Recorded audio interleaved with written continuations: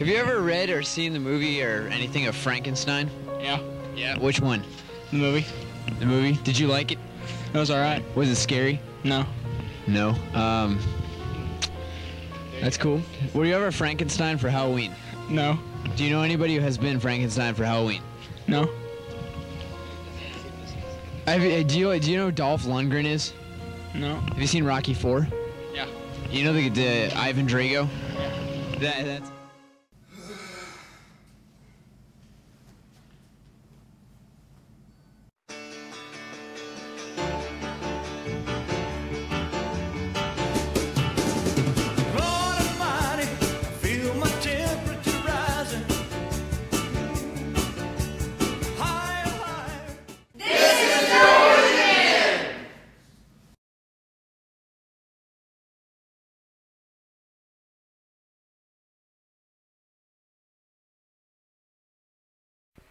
Good afternoon, ladies and gentlemen. I'm Dina Magdovitz, reporting to you here with Nicole Fisher on behalf of our trash-troubled heroine, Alyssa Silver. Now, Nicole, tell me, what do you, as a close personal friend of Alyssa, what do you think was her ultimate motive in wanting to pick up this trash? Well, you know, Dina, Alyssa has a great heart, and she was like, Nicole, we got to do this. We have to start this. We got to make an impact on the world.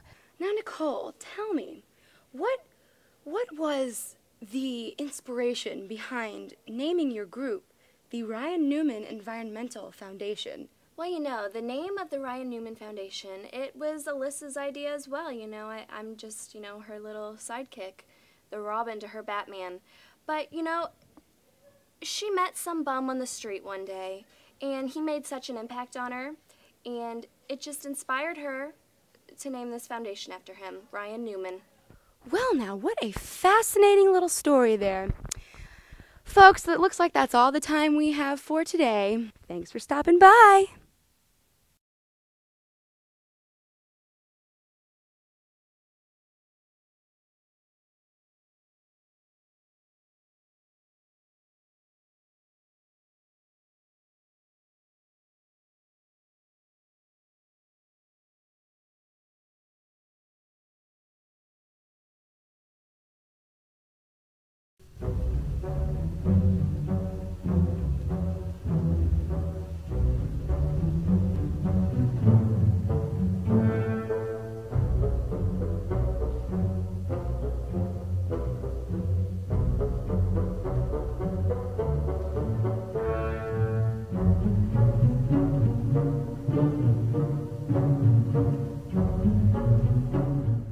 This crappy programming.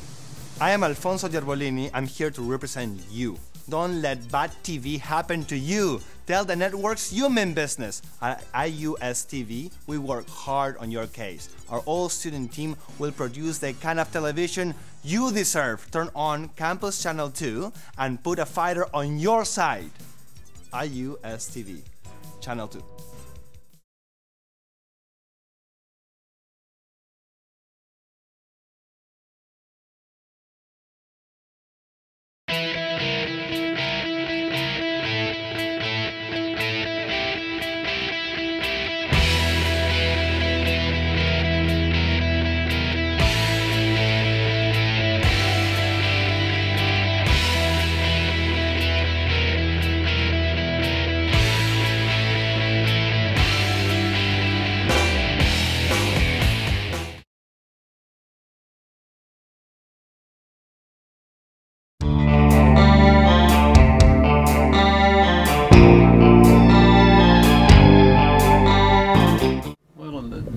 Bloomington area, they get caught very frequently at places where they purchase alcohol, because that's the prime reason why students or kids in this community possess a false ID. They want to show that they're over 21, so when they try to buy alcohol in a restaurant or a bar, they can do it.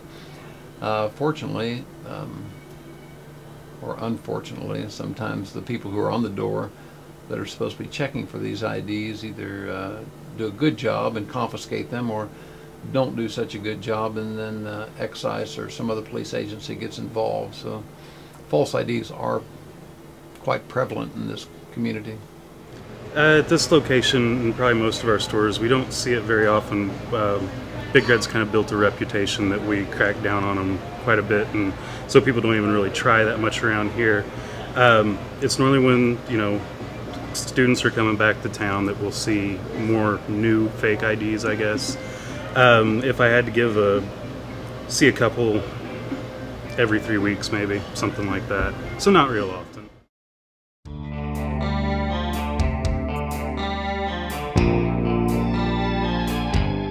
Well, the immediate consequences of getting caught with a false ID is that you're arrested. You go to jail. Here at our location, really nothing happens to the individual. You get in trouble with the school because it's a breach of the student code of conduct. If excise would happen to be around at that time, you know, we would turn them over to an excise officer and they would be issued a citation at that time for the false identification. Well, you might pay a fine. If you were a past offender, you might do time in jail, more time than just that one night. So the punishment actually is up to the judicial system, the judges in Monroe County.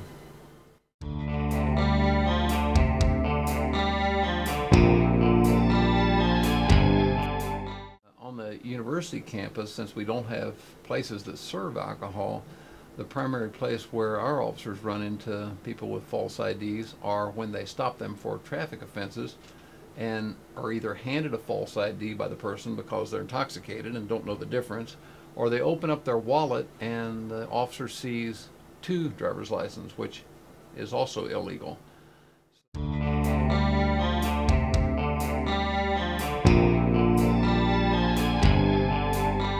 Actually feeling it to see if there's been any alterations, if the edges are jagged, just to feel the actual card stock, how thick it is or how thin it is. That's the first thing that we do.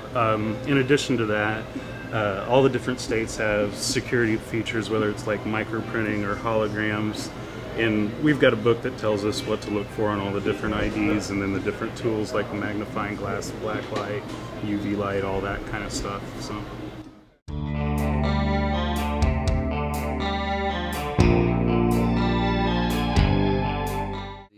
University Police, the Monroe County Sheriff's Department, the State Police, and the Bloomington Police Department are just not that staffed to address those kind of issues. Normally they let the restaurants and bars handle that, and the excise police, and only get involved when excise needs assistance.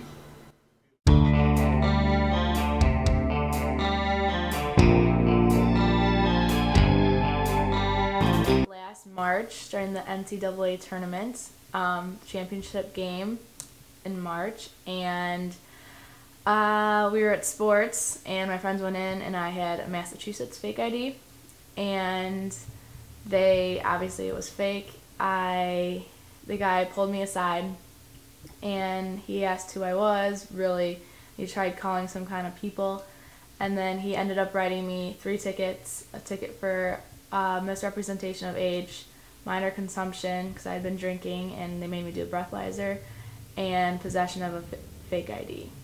And I had to pay a $500 fine, go to alcohol class, and I'm on probation for a year.